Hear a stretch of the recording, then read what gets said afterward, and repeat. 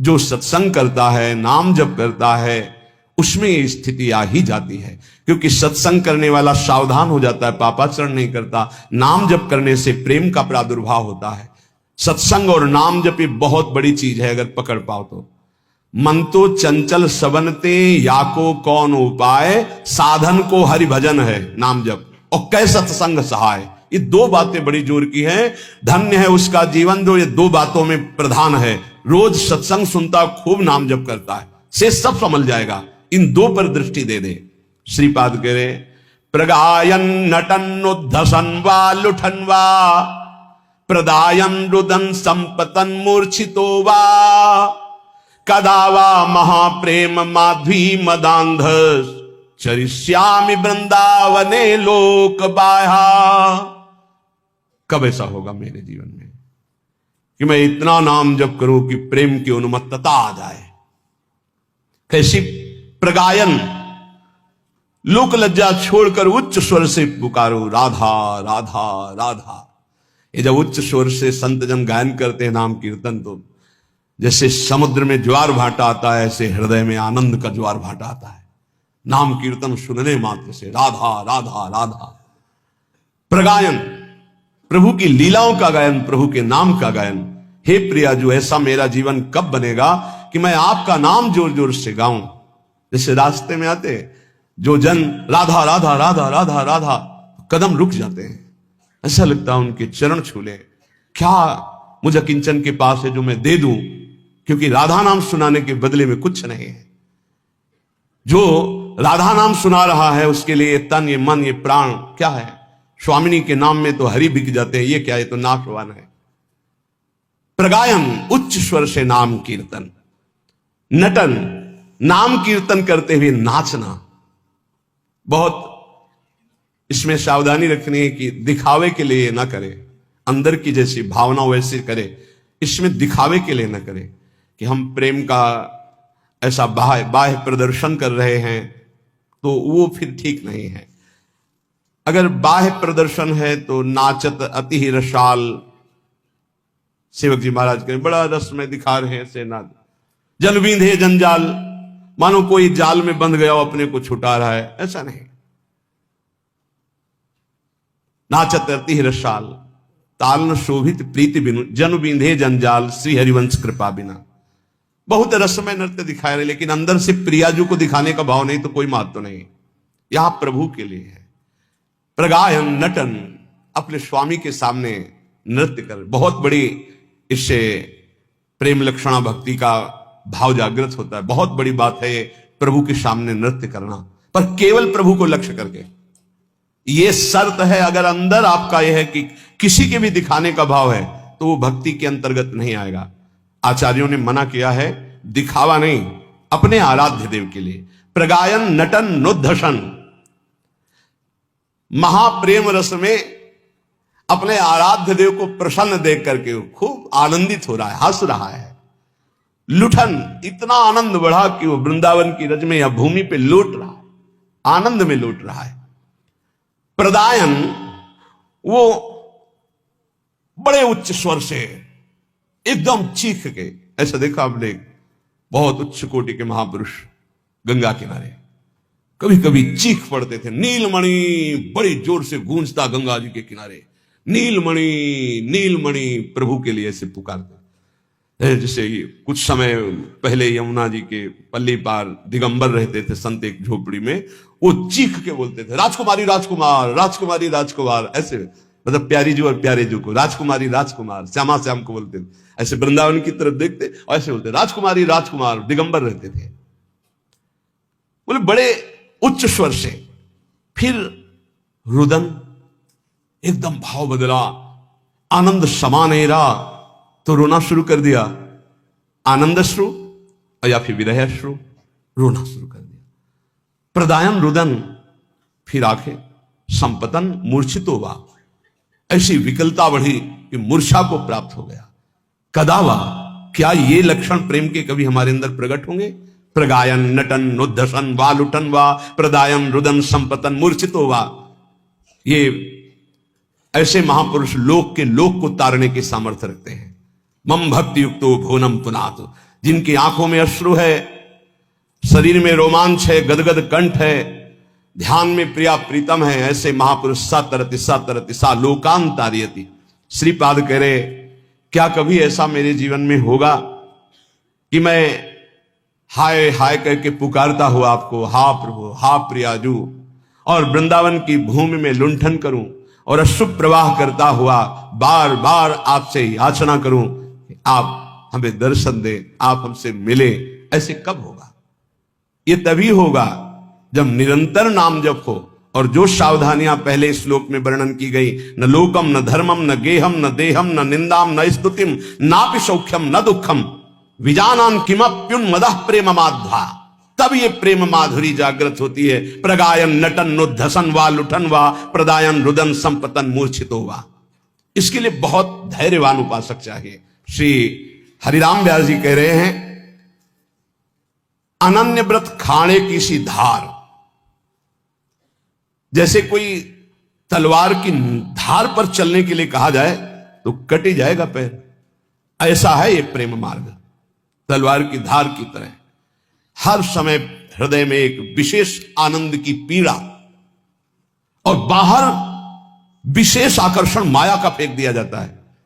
जो जो अंदर वासना रही होगी वो सब, एक तरफ प्रभु के आनंद का आकर्षण, एक तरफ माया का। अब आपको छोड़ दिया गया, किधर आकर्षण में जाते हो? ये लो भोग भोगो या प्रभु की तरफ प्रेम योग का अनुभव करो। जन्म जन्मांतरों से अभ्यास रहा है भोगों का, यदि गुरु कृपा नहीं तो कदम उधर बढ़ जाते हैं और ये गुप्त हो जाता है। इत उत डगत जगत हित ते हरि फेर न करत संभार, अनन्य व्रत खाणे की सीधार। अगर इधर उधर दृष्टि गई तो फिसल जाओगे, पकड़ में नहीं आएगा ये प्रेम मार्ग। ये गुरु कृपा से जो आदेश कर दिया गया सीधे वैसे, सूधो चले आपनो धर्म रसिकन सो प्रीतम कहे, कबहू काल व्रथा ने, एक सेकंड भी व्यर्थ ना जाए। सीधे अपने मार्ग में चले, जो गुरु प्रदत्त मार्ग है, तो बहुत जल्दी ये प्रेम प्रकाशित हो जाए। इस मार्ग के पथिक को कभी किसी के आगे हाथ नहीं फैलाना चाहिए। ध्यान से अपने जीवन में देख लीजिए, सुने न देखे कि प्रेमी भक्त भिखारी, तभी कहा एक अनन्य व्रत खाणे की सी धार। इनसे मिलना, उनसे बात करना, उनके पास जाना, उनके पास बैठना। तुम कोई नेता हो, कोई सभापति हो, तुम्हें समाज सुधार करनी है, तुम्हें अपना सुधार करना है, तो ये प्रपंच क्यों? गर्दन नीची माधुकरी मांगा, या जहां गुरु प्रदत्त प्रसाद पाया एकांत सेवन करते हुए, सेवा है तो सेवा, एकांत सेवन करते हुए। इनसे मिलना, उनसे मिलना, ये निंदा स्तुति प्रपंच, इससे क्या लाभ ले लोगे? बाहरी वेश भगवत प्राप्ति नहीं कराता, आंतरिक उद्देश्य भगवत प्राप्ति कराता है। यदि बाहरी भेष और आंतरिक उद्देश्य दोनों हो तो जगत मंगल, यदि बाहरी भेष और आंतरिक उद्देश्य नहीं तो दुर्गति। इस बात को समझ लीजिए, उद्देश्य क्या है आपका। कुछ लोग तो इतने में ही संतुष्ट हो जाते हैं, अच्छा भोजन मिला, कपड़ा लता मिला, दिनचर्या बढ़िया दिन कट रहा है। अरे भाई, इसके लिए नहीं, नहीं, सुने न देखे प्रेमी भक्त भिखारी, तिनको दाम काम को लोभ न जिनके कुंज बिहारी। जिन्होंने प्राण प्रीतम प्रभु को अपना मान लिया, वो किसी के आगे बाबूजी कह के रुपया के लिए हाथ पसारे, बोले कभी ऐसा नहीं देखा गया। वो नाटक है, दम्भी है, पाखंड हो सकता है। ऐसे कोई भगवान का भक्त नहीं कर सकता, पक्का। ऐसा कभी नहीं देखा गया। हमने देखा है महापुरुषों को, कभी ऐसी तो ठाकुर जी या जमीन पे रख दो तुम, ऐसे मांगा नहीं, ऐसे कभी नहीं। तिनके दाम काम को लोभ न जिनके कुंज बिहारी। ए, तुम्हें भगवान का भरोसा नहीं तो कैसे भक्त? कैसे भगवान का भरोसा नहीं तो भक्त कैसे? सब आश्चर्यमय कार्य उसके होते हैं जो भगवान का भरोसा रखता है, दृढ़ भरोसा। किसी से यदि हाथ पसार दिया तो कलंक लग जाएगा भगवान की शरणागति में। बने तो रघुबर ते बने, बिगड़े तो भरपूर तुलसी और अंते बने ताबन वे पे दूर। चाहे गृहस्थ भक्त हो या विरक्त भक्त हो, ऐसे नहीं। सुख नारद ऋषि सनकादि के ये अनुरागी भारी, तिनको मत भागवत न समझे, सबकी बुद्धि पचिहारी। महाजनों गतेन सपन था। जिस मार्ग में हमारे गुरुजन गए हैं वही मार्ग हमें भगवत प्राप्ति करा सकता है। ये सब नाटकबाजी नहीं। सुखदेव जी महाराज, नारद जी महाराज, भगवान शंकर जी, सनकादि, ये सब ज्ञानी परम प्रेममय महाभागवत जन है, भगवत स्वरूप है, ईश्वर कोटि के। इन्होंने जो आदेश किए हैं वैसे चलो। जैसे भक्ति का बड़ा सुंदर वर्णन नारद जी ने अपने सूत्रों में किया, जिनकी चर्चा आप सुन चुके हैं। श्रीमद् भागवत के सिद्धांत में कहीं भी ऐसा नहीं है। केवल अगर आचार्यों के द्वारा मांगने का शब्द है तो माधुकरी मांगने का शब्द है, वो पूर्व से हर संप्रदाय में चलती रही। आद्य गुरु भगवान शंकराचार्य संन्यास मार्ग में भी उन्होंने कहा है, क्षुद्ध व्याधि चिकित्सताम भिक्षान्न औषधम, आदेश किया क्षुधा रूपी व्याधि की चिकित्सा वैरागी करे भिक्षा अन्न से। अर्थ मांगने की, तिनको दाम काम को लोभना जिनके कुंज बिहारी।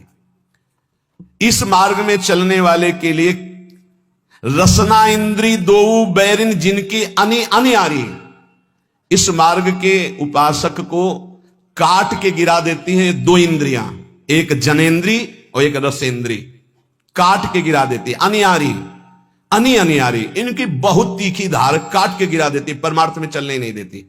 रसेंद्री और जनेन्द्री, उपासक इस पर ध्यान दे। रसेंद्री का सुधार करे तो जनेन्द्री का सुधार अपने आप हो जाएगा। जिसकी रसेंद्री पर विजय नहीं, वो जनेन्द्री पर विजय प्राप्त नहीं कर सकता।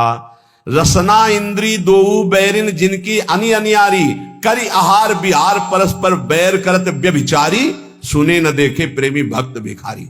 ये आचार्य बोल रहे हैं, महापुरुष जन है, कह रहे हैं खूब अच्छा अच्छा आहार करते हैं, व्यभिचार करते हैं और अपने को महाभागवत मानते हैं। ये परमार्थ का पथ नहीं है, नाटक का मार्ग नहीं है। ऐसा क्यों करते हैं ये? बोले इनके जीवन में भजन नहीं है, इसलिए।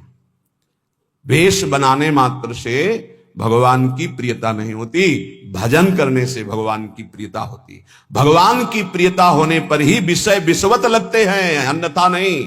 तो कह रहे हैं विषयीन की परतीत न हरि को रीत कहत बाजारी। ये बाजारी लोग हैं। बाजारी लोग जैसे बाजार में नाटक दिखाकर दूसरों को लुभाकर अर्थ आदि को ग्रहण करना, ऐसे ही अपनी भक्ति को बाजारी बना रहे हैं, जो रसेंद्री और जनेन्द्री का सेवन कर रहे हैं। कर आहार बिहार परस्पर ये वैर करत व्यभिचारी, विषयीन की प्रतीत न हरि को, इनको हरि का विश्वास नहीं है, रुपया का विश्वास है, बैंक बैलेंस का विश्वास है, अपने परिचय का विश्वास है, फोन नंबरों का विश्वास है। ये रीति करत बाजारी रीति कर रहे हैं। व्यास आस सागर में बूढ़े सोवे भक्ति विसारी, वही भोगों की आशा रूपी समुद्र में डूब गए, दुर्गति को प्राप्त हो गए, जिन्होंने भगवान की विमल भक्ति का मार्ग छोड़ दिया है। कैसे छूट जाता है? जब आचार्यों की, गुरुजनों की आज्ञा के विरुद्ध आचरण करते हैं। ए भाई, गलती सबसे होती है, हो गई तो गलती हुई, चाहे गृहस्थ हो चाहे विरक्त हो, किसी से एक बार कमर कसो, निकल चलो इस दलदल से। अब लो नशानी अब ना नशो, भगवान कृपा करेंगे, माफ कर देंगे। बड़े बड़ों से भूल हो जाती, घबराओ मत, आगे बढ़ो, हरि का आश्रय ले लो और शुद्ध विमल भक्ति के मार्ग में चलो। जो आप सुन रहे हैं इसका मनन करो, जीवन में उतारने की चेष्टा करो। भगवान की भक्ति से बढ़कर कोई मार्ग नहीं है। इसलिए कह रहे हैं कि गुरु कृपा से थोड़ा बहुत जो कुछ पता चला है बचपन से लेकर अभी तक, अष्टांग योग का भी, सांख्य योग का भी, जिसे ज्ञान योग कहते हैं, और कर्म योग का भी और भक्ति योग का भी। पूज्यपाद श्री उड़िया बाबा जी महाराज से यह प्रश्न हुआ कि बाबा, ये जो ब्रह्म ज्ञान है और ये भगवान की जो प्रेम लक्षणा भक्ति है, इसमें श्रेष्ठता किसकी है? तो आप अच्छे से समझ लीजिए, दोनों का कार्य है संसार का चिंतन छोड़ा देना। एक में है भगवान का चिंतन करना और एक में है चिंतन शून्य हो जाना। चिंतन शून्य होकर लय हो गया मोक्ष पदवी, और चिंतन में तन्मय हो गया प्रेम पदवी। तो बाबा ने कहा, एक बार नैमिषारण्य में ऋषियों ने मिलकर विचार किया कि ज्ञान बड़ा है या भगवत प्रेम बड़ा है। तो ज्ञानमेव तुलिंतंच तुलायाम प्रेम नैव तुलिंतंच तुलायाम, दानमेव तुलिंतंच तुलायाम कृष्ण नाम तुलितम न तुलायाम। जो निरंतर नाम जप करते हैं उनको जो प्रेम प्राप्त होता है वो कभी तौल में नहीं आया आज तक। ज्ञान तौल में आ गया, दान तौल में आ गया, अर्थात ज्ञान का फल समझ में आ गया, दान का फल समझ में आ गया, लेकिन नाम जप का जो फल है वो तुलने में ही नहीं आया।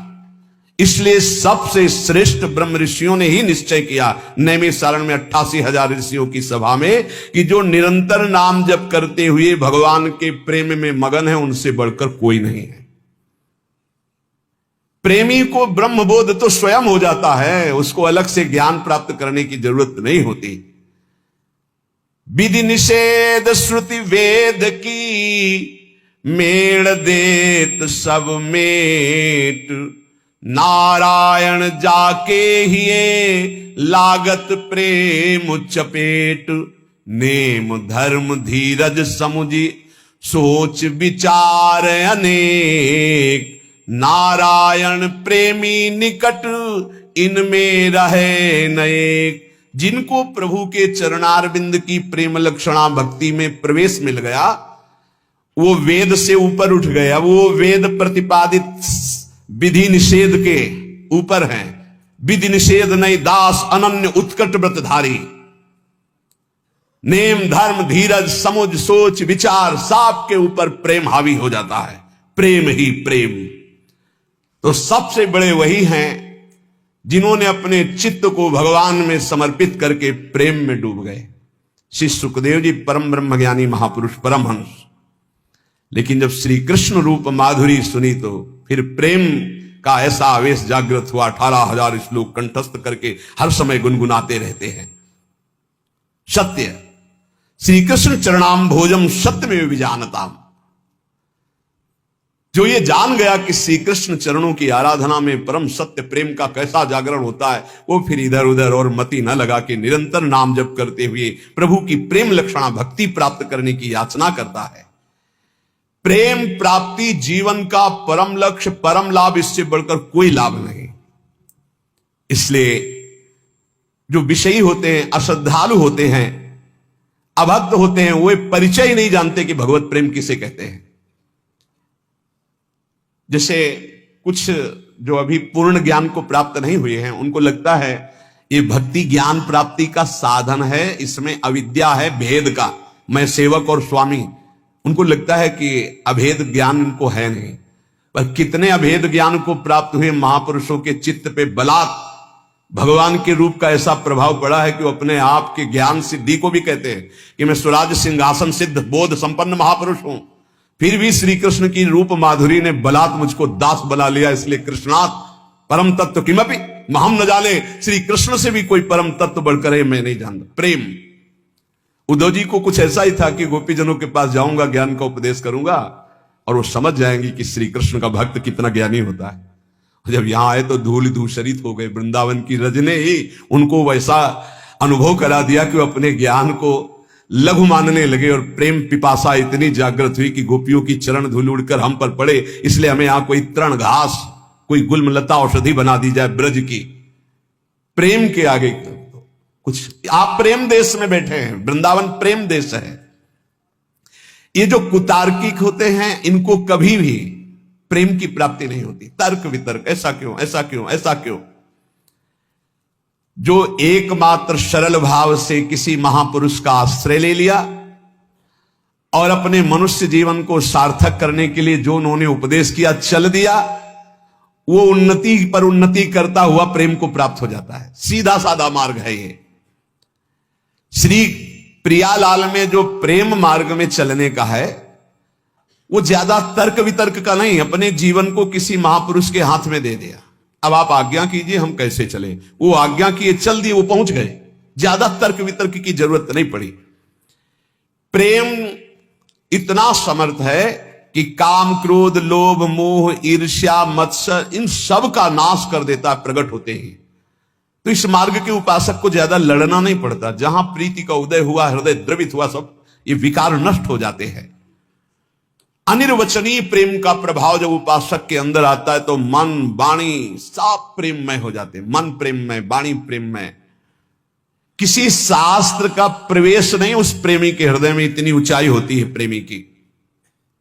प्रेमी बिन या प्रेम की और न जाने सार, नारायण बिन जौहरी जैसे लाल बाजार।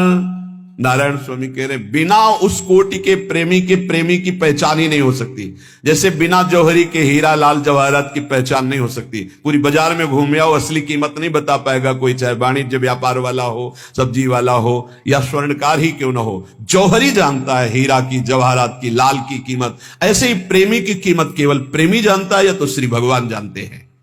इसलिए उपासक को एक ही बात भगवान से मांगनी चाहिए कि आपके नाम में प्रेम हो जाए, आपके रूप में प्रेम हो जाए, आपसे प्रेम हो जाए।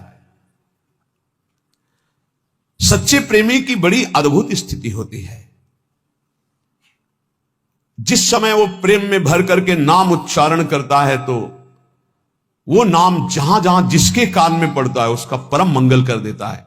इसीलिए सतरति सतरति सा लोकांतार्यति।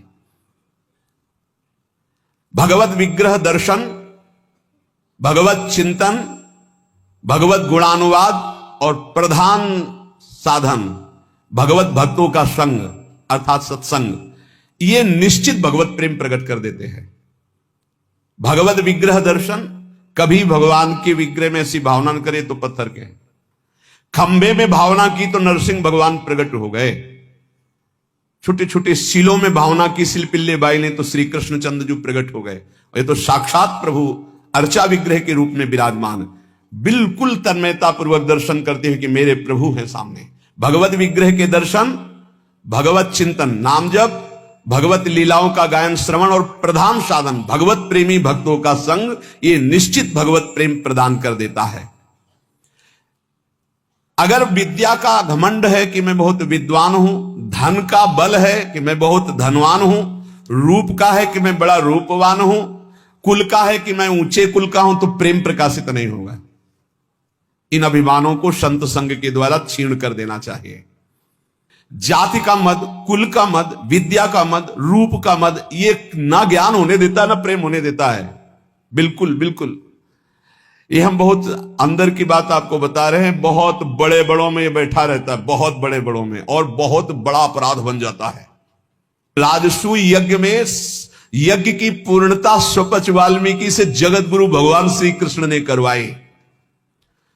सबरी के बेर भगवान ने पाए। विचार करके जरा देखना इन बातों को। वशिष्ठ जी जैसे महापुरुष निषाद राज गुह को आलिंगन किया। किस बात, वहां लिखा है कि जिनकी छाया छू जाने पर भी स्नान, वो वशिष्ठ जी जैसे परम पावन से लपेट रहे गुह को। क्यों? भगवान का महाभागवत। पता नहीं कौन सा ज्ञान। अच्छा, ज्ञानी है तो ज्ञानी शरीर पे रहता है या स्वरूप पे रहता है? तो स्वरूप की हमें जाति बता दी जाए कि स्वरूप की कौन सी जाति है। एक ही स्वरूप है, ब्रह्म, बस। पंचभूत की जाति बता दी जाए, एक ही पंचभूत है। अरे भैया, ये केवल मेड़े बनी हैं इनसे निकलने के लिए। उसी मेड़ में ही बिल्कुल ध्यान दीजिए, जाति का मद, विद्या का मद, रूप का मद, कुल का मद, ये बिल्कुल विध्वंस कर देता है। ना भक्ति आती है ना ज्ञान आता है, प्रपंच केवल रहता है। प्रपंच हमने देखा है, ये बात देखी है। किस बात के लिए? एक बार सुना है पूज्य श्री मथुरादास जी के मुख से। आद्य गुरु भगवान शंकराचार्य जी काशी में तो गंगा स्नान करके निकले तो शिष्य जन घेरे हुए। भगवान विश्वनाथ जी एकदम ऐसे ही मलिन वेश धारण, मक्खियां भिन भिना रही, पास से निकले वैसे वही हैं, दूसरे थोड़े। तो कहा दूर दूर। तो कहा कौन किससे दूर? मुस्कुरा दिए, हंस दिए। कौन किससे दूर? अगर ज्ञान है और ये वजह है कि दूर दूर, तो कौन किससे दूर? और अगर प्रेम है तो भरपूर वही है जिससे तुम प्रेम करते हो। चराचर जित देखूं तित श्याममयी। गोपीजन, ना प्रेमी में हो ना ब्रह्मबोध में, दोनों में सब प्रपंच नहीं है। जो ना उतनी ऊंचाई पर है ना प्रेम की ऊंचाई पर, ये खिचड़ी वहीं पकती है। ये नाना प्रकार की प्रपंच। सबसे प्रार्थना है, हृदय से कह रहा हूं, हम एक ही परम पवित्र परमात्म तत्व के अंश हैं। एक ही पंचभूतों से शरीर रचा हुआ है। ये जो चातुर्वर्णम मया सृष्टा गुण कर्म विभागसा, ये भगवत प्राप्ति के लिए है। हम इनसे ऊपर उठे, त्यज लोक धर्मान, और भगवत प्रेम प्राप्ति के लिए अपने अपने वर्णाश्रम धर्म का पालन करते हुए परम धर्म को प्राप्त हो। ये आचार्यों ने, गुरुजनों ने एक मर्यादा बनाते हुए वहां पहुंचने के लिए, झगड़ा, नीचता का भाव, त्याज्य भाव, ऐसे भावों का कहीं भी लेस मात्र नहीं, अपने अपने धर्म का पालन करते हुए परम धर्म में, परम धर्म के लिए सर्वधर्मान परित्यज्य, शब्दों को देखिए, सर्वधर्मान परित्यज्य मामेकम शरणम ब्रज अहम त्वाम सर्व पापेभ्यो मोक्षयिष्यामि मा शुचा। अब आपको एक बड़ा मंगलमय चरित्र बता रहे हैं। श्रीनाथ जी अपने गिरिराज्य में प्रकट हुए, पास में ही ब्रजवासियों का एक छोरा जो चतुर्वर्ण में आता था, उनके साथ खेलते थे जाके मंदिर से निकल के। श्री गोविंद स्वामी जी ने, सखा थे, उन्होंने देखा, अब सखा का भाव तो सखे जैसा होता है, उसका भी कान्हा ही नाम था, वैसे शब्दों में चतुर्वर्ण का संबोधन था उनके, जो कान्हा उनके साथ श्रीनाथ जी खेलते। गोविंद स्वामी जी ने देखा तो सारे सखा भाव था। गुरुजी आचार्य जी जो है 3-3 बार नहा के और पवित्र होके और सब कपड़ा कोई छुएगा नहीं, हटो हटो, फिर तुम्हारी सेवा में जाते हैं, और यहां तुम इसके साथ खेल रहे हो। तो श्रीनाथ जी ने कहा देखो ये हमसे बहुत प्यार करता है, और हमसे जो प्यार करता है हम उससे प्यार करते हैं, हम इसके साथ खेलते हैं। तो उन्होंने कहा अच्छा सुनो, एक बात करो, ये जो कुंड है ना गोविंद कुंड, इसमें आचमन कर लो तुम। तो हम श्रीनाथ जी से कहा कि हम शिकायत नहीं करेंगे, नहीं हम आचार्य चरण से शिकायत कर देंगे, ये स्वप्न नहीं है, ये खेल है जागृत का। वो आचमन करने के लिए जय कुंड में गए, मारा धक्का, पूरा श्रीनाथ जी भींज गए। उधर जय हो करके जो पट खोले तो श्रीनाथ जी पूरे भींजे हुए और कांप रहे थे। आचार्य चरण विठल गोस्वामी जी ने कहा कि विठलेश जी लगी ये क्या लीला है जय जय, पूरी पोशाक भींजी हुई आपका। बोले गोविंद स्वामी से पूछ लो, वो हमको कुंड में ऐसे धक्का दे दिया। इतना उद्दंडता करते हैं आपके साथ, बुलाए गोविंद स्वामी को, बुलाओ, बहुत उच्च कोटि के महापुरुष गोविंद, जानते थे आचार्य चरण।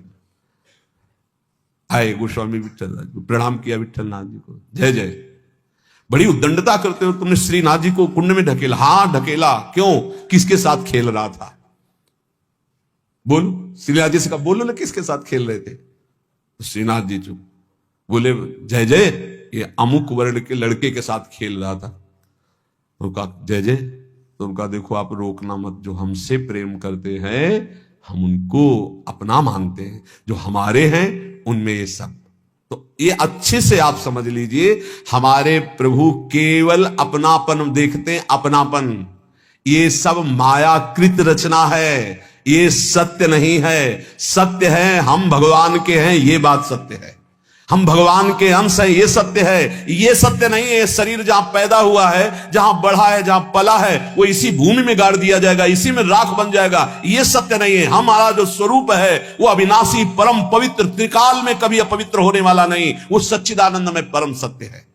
इस बात को अच्छे से समझा जाए, हम सब भगवत प्राप्ति कर सकते हैं। जैसे जैसे महान भागवत हुए वही अंश आपके अंदर है, केवल आप विषयों के चिंतन में, विषयों में, खेलों में अपने जीवन को नष्ट कर रहे हैं। इसलिए आप कह रहे हैं कि मैं बहुत ऐसा, अगर आप अभी चिंतन करने लगे, भगवत स्वरूप में आए, तो आप प्रभु के जन हैं, आप प्रभु के स्वरूप हैं, आप प्रभु में हैं। ये जानने की बिल्कुल, ये जो बाहरी बातें इनको लेकर के बड़ा चुभता है जब किसी बड़े के मुखों से सुनते हैं। हमें प्रोत्साहन देना चाहिए उसको भगवत प्राप्ति के लिए, ना कि उसको इतना गिरा देना चाहिए कि वो कभी सोच ही ना पाए कि मैं भी भगवत प्राप्ति कर सकता हूं।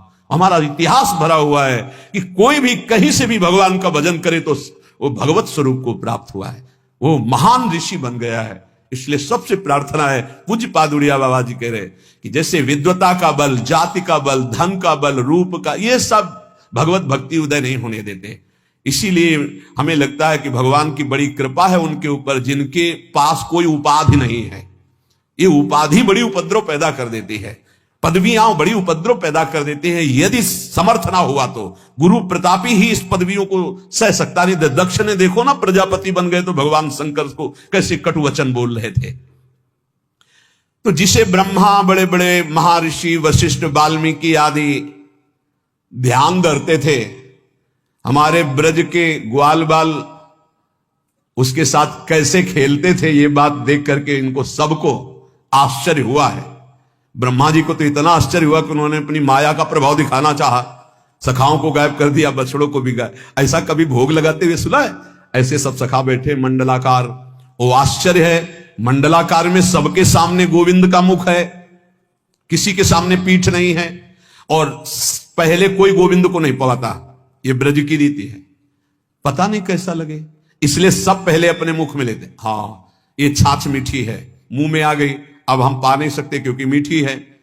इशारा किया नेत्रों से, कन्हैया नजदीक आए, पवा दे। ये बात देखकर ब्रह्मा जी को लगा कि इन ग्वाल वालों की जूठन खाने वाला ये क्या परब्रह्म परमात्मा तत्व है।